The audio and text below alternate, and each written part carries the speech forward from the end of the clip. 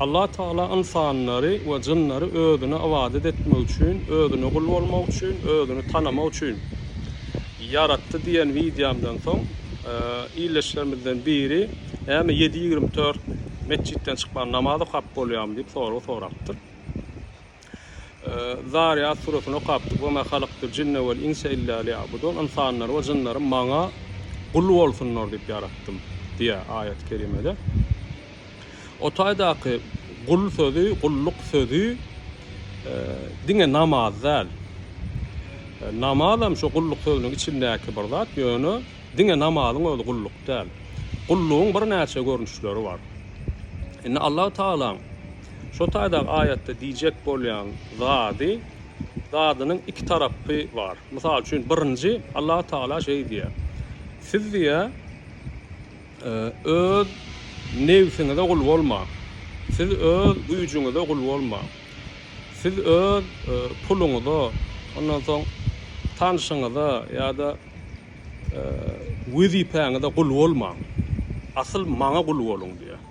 Bu birinji tarapy. İnsan hakykatdan hem öz wezipesine, öz nefsine, öz tanşylyşyna, puluna kul bolup bilýär, kul bolup bilýär. Çünki bir ayet kerimede Allah Taala şey diýer: "Efera'ayte men ittehada ilahahu hawa." Sen niye öz nefsini taňry edineni gördüňmi diýer. Onu nefsi taňry edinmek diýmek ýa-ni pulun guly, wezipen guly, ondan soň öz şeytanyň guly, öz nefsin guly bolup bolýar. İnsan şoňal bolýar. Çünki bütün pikiri, köýü, hemme 7-24 şo zady pikirlenýän bolsa, şo zadyna ananýan, şo zadyna uwanýan bolsa, onda şol guly bolýar.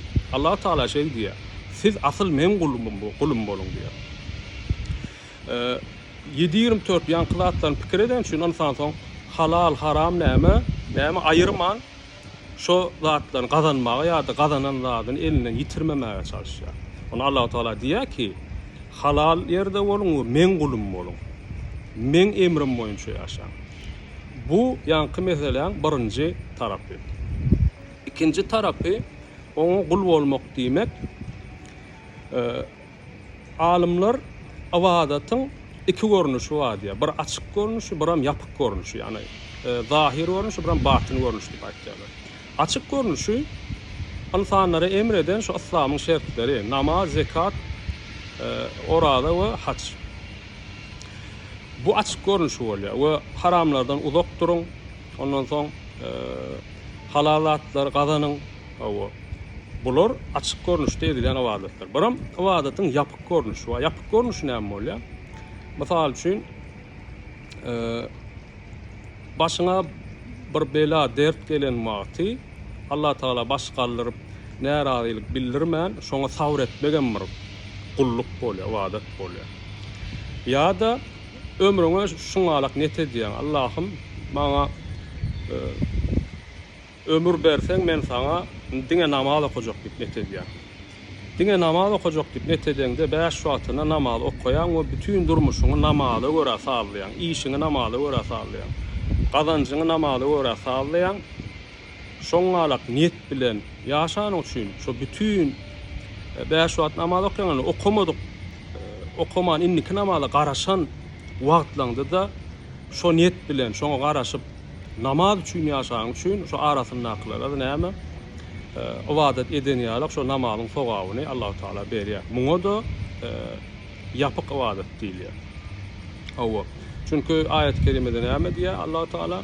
"Ve lenebluwennekum bi şey'in minel havf." Men sizi gorku bilen, weljo açlyk bilen, we naqsim minel emwal, we mallaryňyzy azaltmak bilen, wel enfus we ýakynlaňyzy we janyňyzy almak bilen, we semarat we biram ekinniňize ziyan bermek bilen sizi sinak görýän we beşiri sabirin. We şo sinagymdan soň sabr edenleri buğuşlu diýip aýdýar Allah Taala. Diýmek, şo taýda sabr etmegem gizli bir awadat bolýar. Ýani Allah Taala näme deňok, başgalyryň ok, närazylyk bildiren okda şo taýda musibete garşy sabr edýär. Awa namazy dowamly okumaly, gutoranok namazy dowamly okumaga niyet edýär. Şoňa sabr edýär. we kawat insan halal bile haramın arasında galya. Harama näme diýilýär? Bolýar diýse köp pul gazanjak.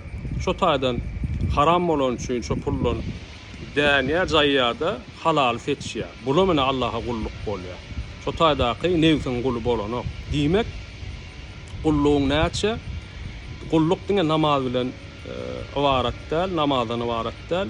Şoňalyk misal üçin eje kakana gowluk etmek, goňşuýuňa gowluk etmek. Ondan soň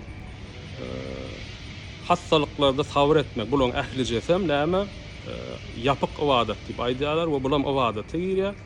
Umuman bütün durmuşuňy Allah'ın ibadetine, namazyna görä sazlamak we Allah'ın halal bolan zatlaryna görä sazlamak Allah'a gul bolmak bolýar. Emma insanlar köpüsi şonu näme başarmaýar. Ýankyalak rüşwet almaly bolsa ýa ýankyalak çala bir zada gol çeksen köpürek pul düşýän bolsa şonu seçýär. Mysal üçin şo taýda näme Allah halal zat seçdi diýip şonu seçip bilmeýän, näme üçin şo taýdaky düşük pul üçin ýa-da şo taýda düşük bir wezipet üçin şo zady etýär. Diýmek Allah Taala bilen näme diýär? Asyl men gulum bolum. Hawa. Öz newsiňizden gulu bolma. Hawa. Dünýädäki öz newsiňi isleýän zat, newsiňiziň isleýän zatlarynyň gulu bolmaň, men gulum bolun we men diýän ýolumda, halal ýolumda ýaşaň we men etdiýän ibadetyme görä işiňizi sağlaň, durmuşuňyzy sağlaň. O öýlenjek bolsaňyz şu Allah üçin öýlenin. Eger çağa doğurjak bolsaňyz Allah üçin bütün durmuşuňdaky ähli zady näme? Allah üçin sağlamak, bu Allah'a gul bolmak bolýar. Asıl şo taýda ayetden maksadam şol bolýar.